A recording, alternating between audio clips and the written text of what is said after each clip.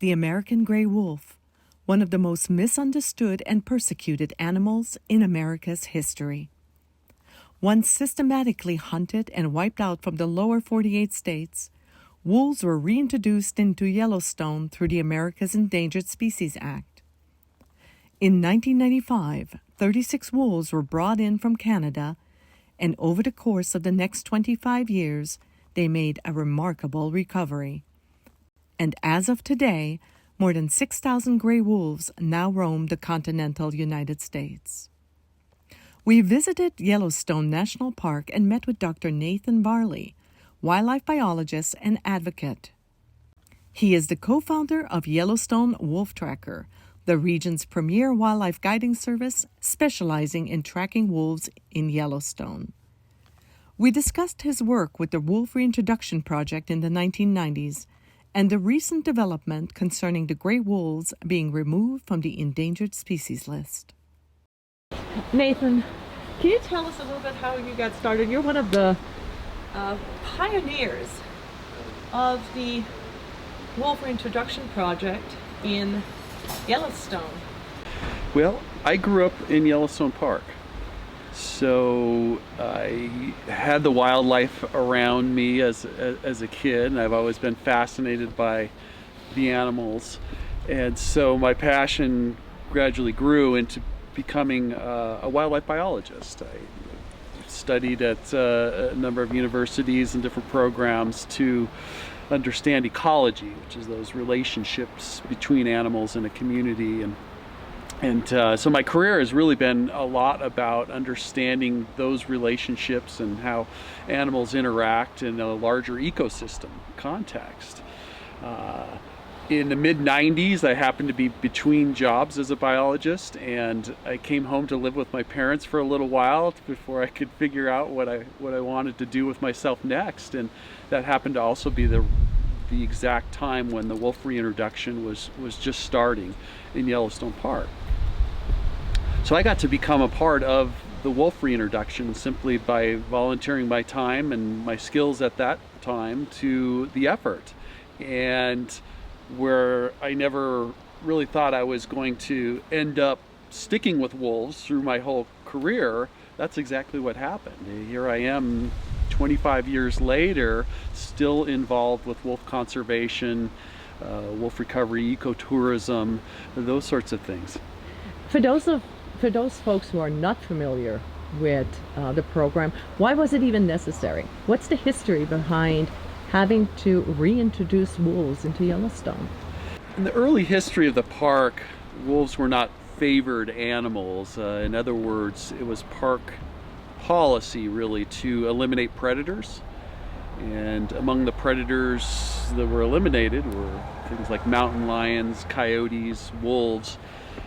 They were successful, early park managers were successful in completely wiping out all of the wolves in Yellowstone Park. So much of the 1900s, we did not have wolves in Yellowstone. The top predator was missing.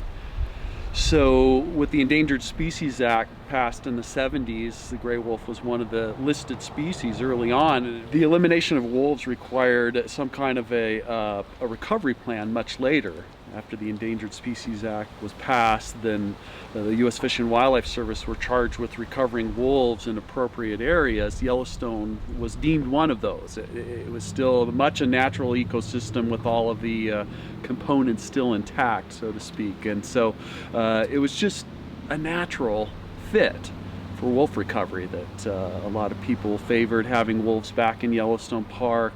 The National Park philosophy really included trying to restore missing species where it was possible. So in the mid-90s, reintroduction actually took place. Wolves were captured from parts of Canada and brought into the park and released. And those wolves were part of a larger effort to restore the species throughout the Rocky Mountains.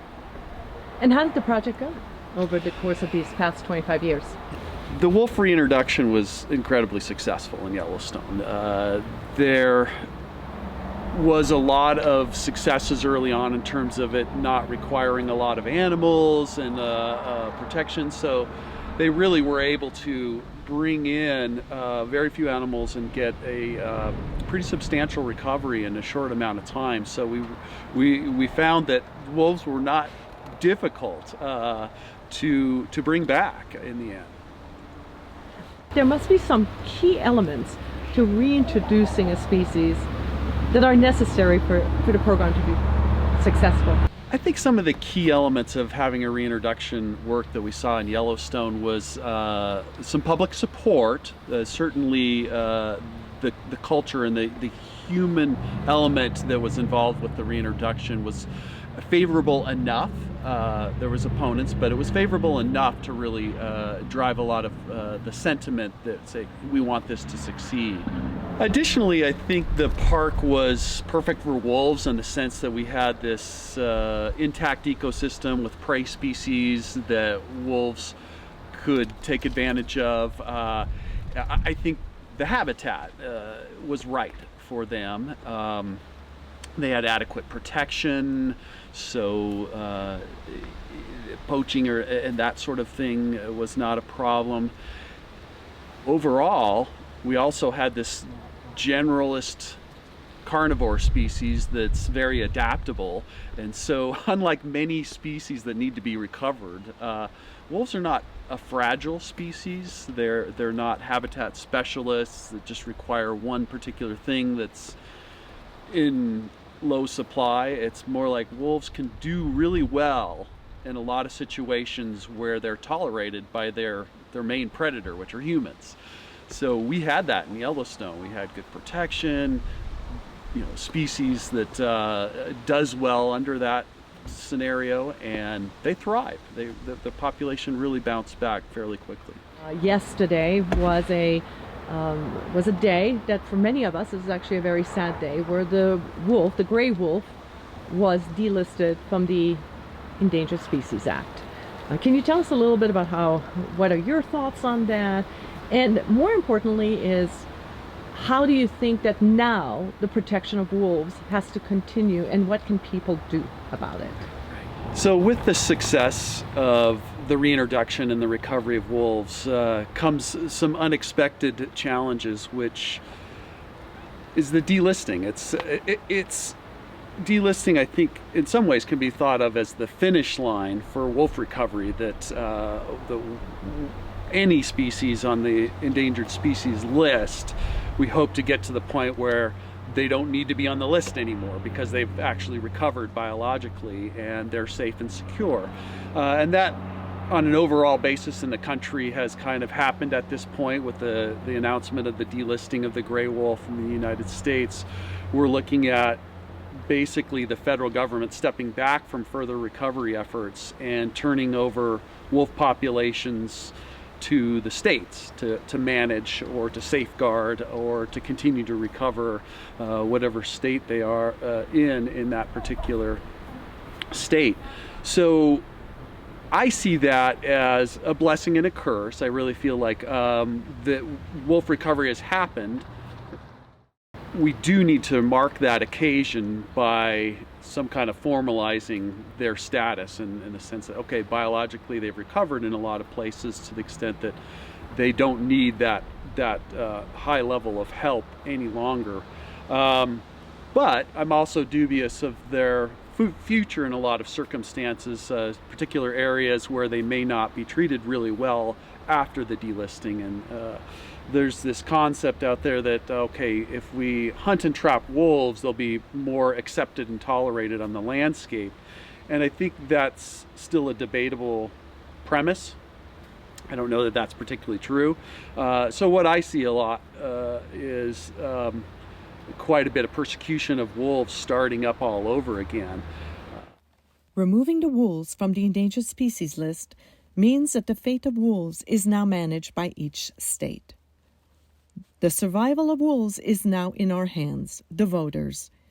We may support stricter laws that offer them complete protection, or continue to allow hunting and trapping of them in states like Idaho, Montana, and Wyoming.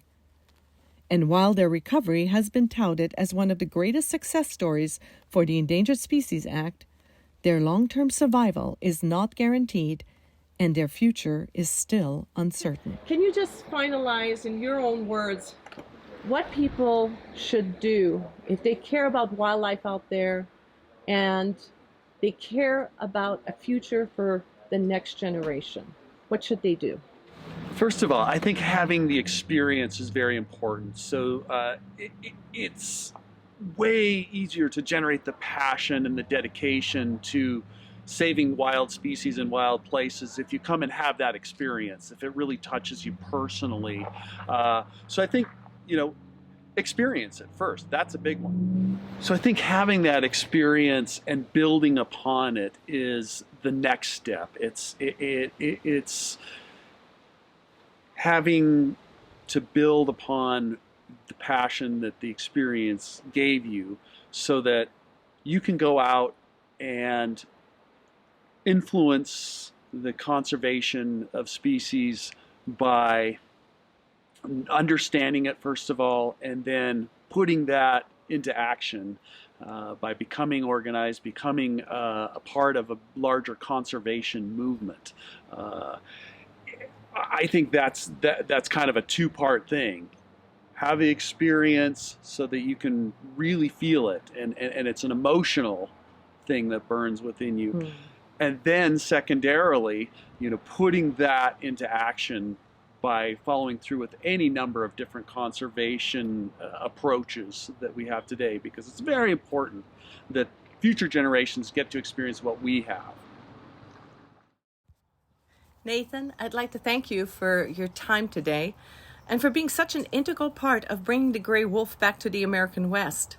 There are millions of people who care about the plight of wolves, and one way people can show their support is to come to Yellowstone and to sign up for an excursion with Wolf Tracker, the wildlife tracking organization you and your biologist wife, Linda Thurston, opened in the 1990s.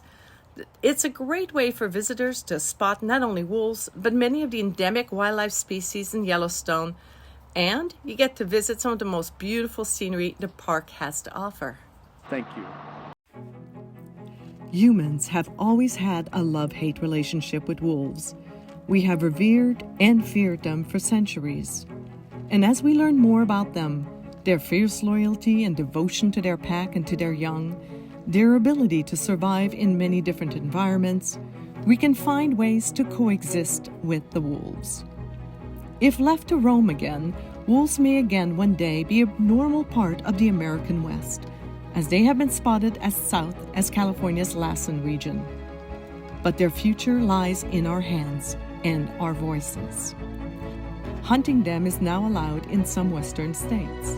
We must ensure that our politicians know that we support the long-term survival of the gray wolves in America and that hunting them could be a detriment to their survival.